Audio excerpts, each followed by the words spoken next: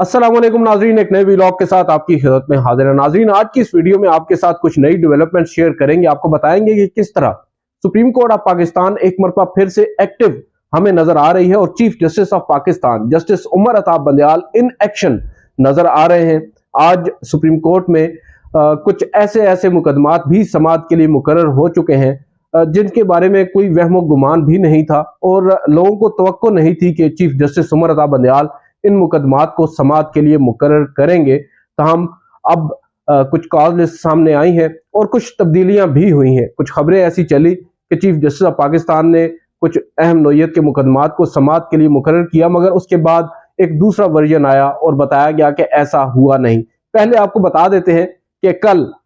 यानी आज supreme court of Pakistan ने कौन कौन से अहम मुकदमात को समाअत के लिए मुकर्रर किया है। एक जानिब तो साबिक वजीर आजम इमरान खान साहब की ही एक दरख्वास्त है तोशा खाना केस के अंदर, उसको समाअत के लिए मुकर्रर कर दिया गया है और अब उस दरख्वास्त के ऊपर अदालत जो है वो समाअत करने जा रही है और बताया यह जा रहा है कि समाअत जो है वो 23 अगस्त को होगी। बल्कि इसके बारे में तो अब बाकायदा तौर पर सुप्रीम कोर्ट ने कॉज लिस्ट जारी कर दी है। बुध के रोज चीफ जस्टिस की सरबराही में 3 रुकनी बेंच जो है वो समाअत करेगा और इस बेंच के अंदर जस्टिस मज़ाहिर अली अकबर नकवी और जस्टिस जमाल खान मंदोखेल शामिल हैं। यहाँ पर जो तोशा खाना केस है ये वो वाला मुकदमा है जिसमें आपको याद होगा इस्लामाबाद हाई कोर्ट ने 3 या 4 अप्रैल को, गालिबन अप्रैल को नहीं 3 या 4 अगस्त को एक फैसला सुनाया था और फैसला ये था कि जो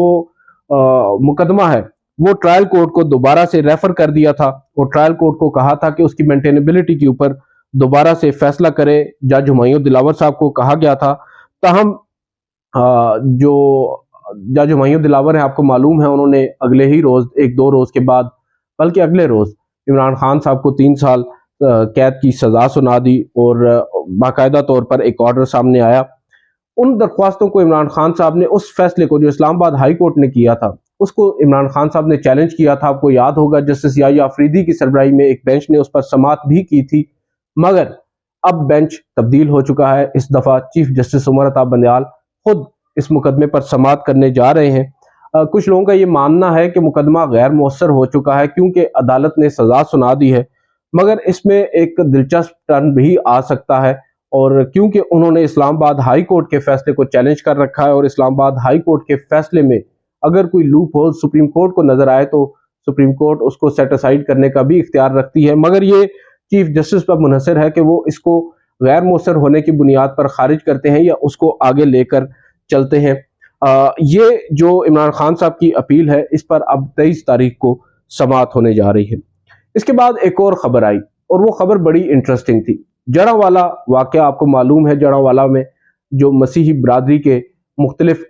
जो घर हैं, उनके मकानात हैं, उनको तबाह किया गया, मुख्तलिफ गिरजा घरों को तबाह किया गया, आग लगा दी गई, कई लोग हैं उनको नुकसान पहुंचा। उस पर चीफ जस्टिस या सुप्रीम कोर्ट ऑफ पाकिस्तान हमें खामोश नजर आई।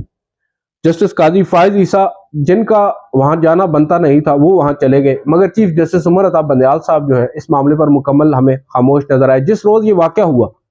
माइंड यू, उसी रोज एक अकलीती ग्रुप था, मुख्तलिफ गालिबन सिख कम्युनिटी से उनका ताल्लुक था, उन्होंने चीफ जस्टिस उमर अता बंदयाल से मुलाकात की और उस मुलाकात में इस वाक़े पर कोई बात नहीं हुई। बहरहाल उससे अगले ही रोज सैमुअल प्यारे, एक आप कह सकते हैं एक्टिविस्ट हैं, क्रिश्चियन कम्युनिटी से उनका ताल्लुक है,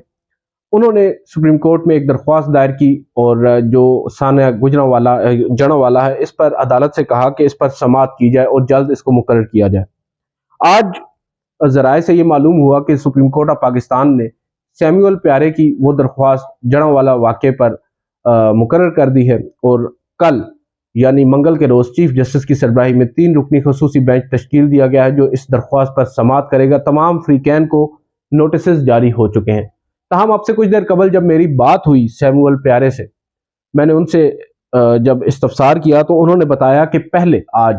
सुप्रीम कोर्ट की जानिब से उनको इंटीमेट किया गया, उनको आगाह किया गया कि आपकी दरख्वास्त पर समाअत कल होगी, मगर कुछ ही देर के बाद मुझे ये आगाह कर दिया गया कि कल आपकी समाअत, आपकी दरख्वास्त पर समाअत मुमकिन नहीं है। वजह यह है कि इंसानी हकूक सेल जो है सुप्रीम कोर्ट का, इस तरह के जब भी मुकदमात आते हैं یا جس میں آپ سو موٹو جورسڈکشن کو انووک کرتے ہیں، یا پھر 184(3) کے تحت جو درخواستیں آتی ہیں ان پر ایچ آر سیل جو ہے سپریم کورٹ کا انسانی حقوق سیل وہ رپورٹس طلب کرتا ہے، اور انہوں نے اب متعلقہ اداروں سے رپورٹس مانگ رکھی ہیں، جو کہ اب تک سیموئل پیارے صاحب کو جو بتایا گیا ہے کہ ان کو ایچ آر سیل کو وہ رپورٹس موصول نہیں ہوئی، اور آبویسلی ان رپورٹس پر پھر اپنی ایک رپورٹ ایچ آر سیل تیار کرتا ہے جو چیف جسٹس کو بھیجی جاتی ہے، اور چیف جسٹس پھر اس پر سماعت کرتے ہوئے ان کے پاس ایک پورا بیک گراؤنڈ موجود ہوتا ہے۔ مگر اب مسئلہ یہ آیا ہے کہ جو ایچ آر سیل ہے اس کو جو آپ کہہ سکتے ہیں مطلوب رپورٹس ہیں وہ موصول نہیں ہوئی۔ آبویسلی پولیس ہے یا جو انتظامیہ ہے ان سے رپورٹس مانگی گئی ہیں، ان کی جانب سے ابھی رپورٹس مکمل طور پر ان کے پاس نہیں پہنچی، اسی وجہ سے اب درخواست گزار کا یہ کہنا ہے کہ ان کو آگاہ کیا گیا ہے کہ کل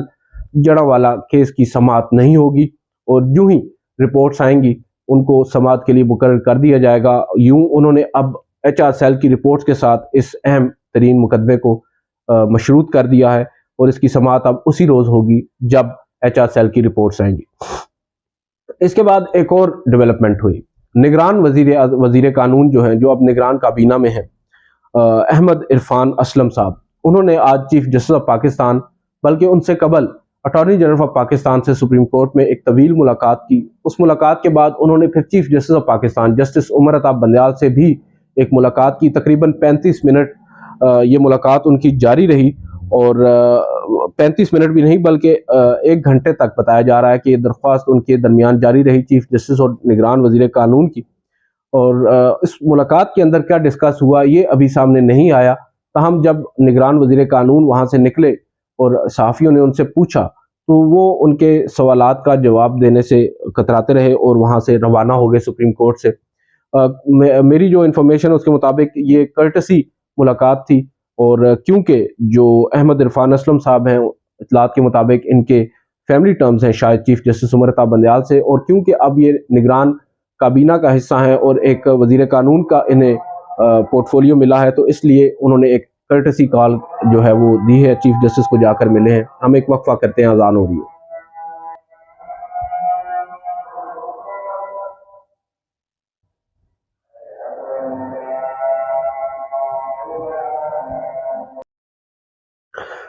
جی ناظرین، اس کے بعد آپ کے ساتھ ایک اور جو سب سے امپورٹنٹ آج کی خبر ہمیں لگ رہی ہے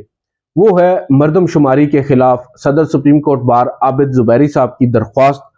جس کو اب سپریم کورٹ آف پاکستان نے نمبر لگا دیا ہے۔ اور اگر آپ کو میں بتا دوں یہ نمبر جو رجسٹریشن نمبر ان کی درخواست پر لگا ہے یہ ہے 32/2023، اور یہ آئینی درخواست انہوں نے دائر کی تھی، آپ کو معلوم ہے 3-4 روز قبل صدر سپریم کورٹ بار ایسوسی ایشن نے، جس میں انہوں نے جو حال ہی میں اقتصادی کمیٹی جو اقتصادی کونسل کا ایک اجلاس ہوا گزشتہ حکومت کے دور میں، جس میں یہ فیصلہ کیا گیا کہ اب جو انتخابات ہوں گے وہ نئی مردم شماری کے تحت ہوں گے، انہوں نے اب اس فیصلے کو صدر سپریم کورٹ بار ایسوسی ایشن نے سپریم کورٹ میں چیلنج کیا تھا، اور یہ کہا تھا کہ یہ جو فیصلہ ہے یہ غلط ہے اور عدالت اس کو کالعدم قرار دے، اور یہ انتخابات میں تاخیر کا ایک حربہ ہے